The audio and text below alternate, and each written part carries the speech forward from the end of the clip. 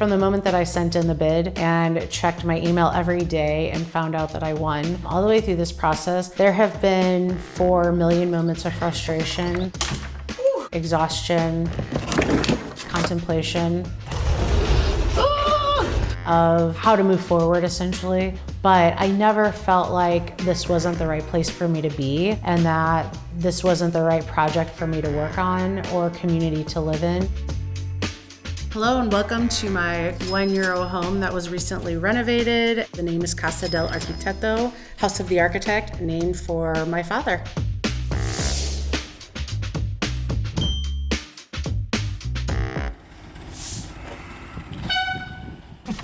My name is Meredith Tabbone. I am 44 years old. I'm from Chicago, Illinois, and 4.5 years ago, in June of 2019, I purchased one of the €1 homes in Sambuca di Sicilia. I first heard about the €1 homes because a friend of mine sent me an article from CNN that was published. He thought of me because he knew I was Sicilian and that I was thinking of purchasing a property in Europe.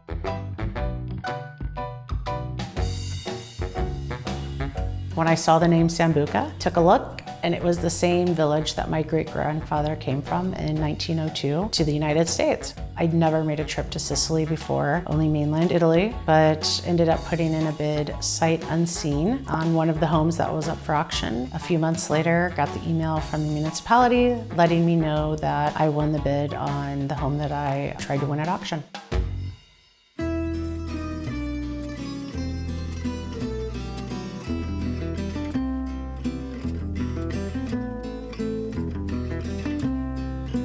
So the condition of this property when I first purchased it was dire at best. There was no electricity, there was no running water. Every single room had a different level of flooring. There was an asbestos roof, and there was probably 2 feet of pigeon poop on the floor. 1, 2, 3, 4, 5 doors. The reason that I did that is because the €1 home was pretty small, which initially I didn't mind because I was thinking of it as just an apartment to visit infrequently. And once I started to fall in love with Sambuca and knew I wanted to spend time here, I thought it might be nice to have more room.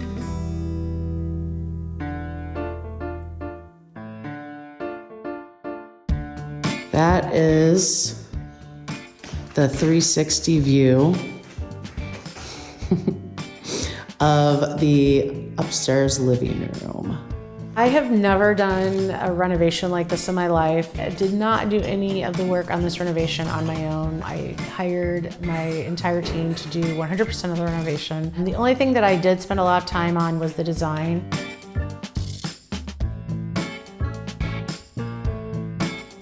Can be expensive to fly back and forth. I mean, it was less expensive during COVID. It's more expensive now. I definitely would say it's the second biggest expense that I have. My contractor is the most expensive thing. Because this renovation took so long, I was fortunate that I did not have to pull from savings. I was able to just kind of, as the invoices were coming in, pay for them because the process has been ongoing. And I don't want to say slow, but slow.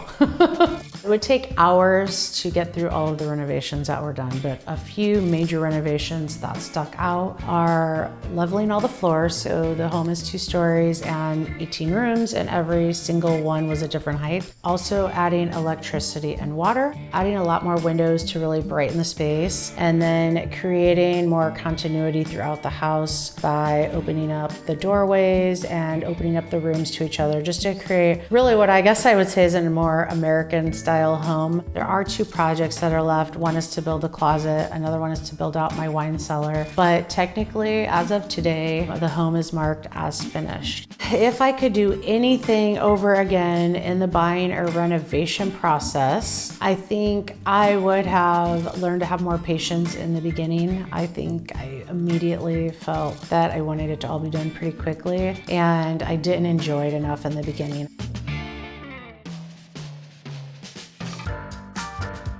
Welcome to my living room. It's so bright and light and airy. It's got a beautiful vaulted ceiling. It's got really nice big windows. It's just gonna be a great place to have friends and family over. This is my kitchen. This is 2 rooms that were combined into one. You can see over here this really large arch. This is the division between the 2 homes. Another great thing about this house, which was very difficult to manage, but I love so much the trough. I wanted to keep it because it's a beautiful piece of history, and also architecturally and structurally, we had to keep it because it's essentially holding up the center of the home. So we are now in my dining room, which turned out so great. One of the biggest things that we did to change this space was to add these 2 beautiful big windows. We added this beautiful fireplace. All of the stone is called Etna stone, so it is local to Sicily. My other favorite feature in this room is the gallery wall that we created. This is my very favorite room in the home for a few reasons. One, I'm standing right above a sauna. It's a dry heat sauna that I installed. It's beautiful, it's brand new. I haven't even used it yet, but I'm really excited about it. In the up area, we have a bedroom. The bedroom used to be the original home of the house, built in the 1600s, and it used to be a freestanding home. It is no longer, but if you look behind me, you can actually see here the old front door of the home. We are in my library, and I'm an avid reader, so of course I absolutely love the space. It's the other room of the home that's centrally located and was combined from 2 rooms into 1. We are now in my bedroom, the upstairs primary, which was one of the most complicated parts of this renovation. This room has a barrel vaulted ceiling and a beautiful balcony. It is pretty small given that it is a primary bedroom. So we did this floating wall, which enabled us to put the shower and a walk-in closet and a sink right behind that wall. And as you can see, we've got a little bit of a view into the shower. On the other side of the room, we took an old closet and we made a water closet out of it. Now we are in my bathroom, and this is half of the bathroom. So we are behind the floating wall over here, which my bed is sitting on. We had to do everything custom in the shower, so all of the stonework had to be cut by hand, including the shower panel.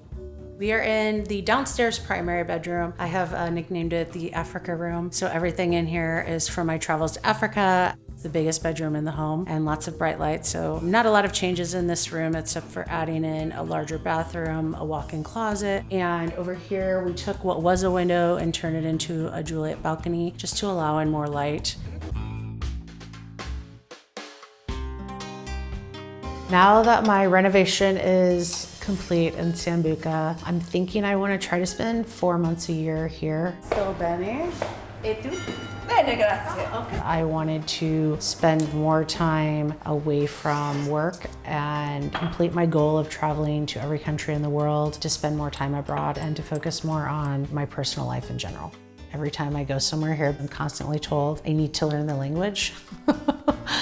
Ciao. I'm starting to learn it, and that's been a huge challenge for me, and it's something I really want to spend more time and focus on becoming fluent in the language. Ciao. Ciao, come stai?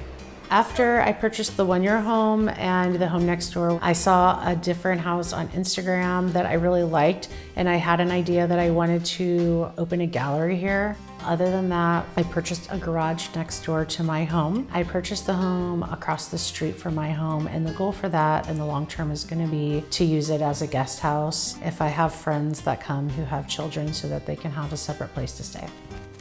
I will never sell this house. I've had many offers. I have a cousin. I've already told her she can have use of the house if I pass away before her, and then after that, it's going to be donated to the village. I think there's a real sense of community here. I definitely think people are very happy here. If you like to be social and you like to be a part of a community, this is definitely the place to be. This is a much easier place to do that than it is in a lot of areas of the United States.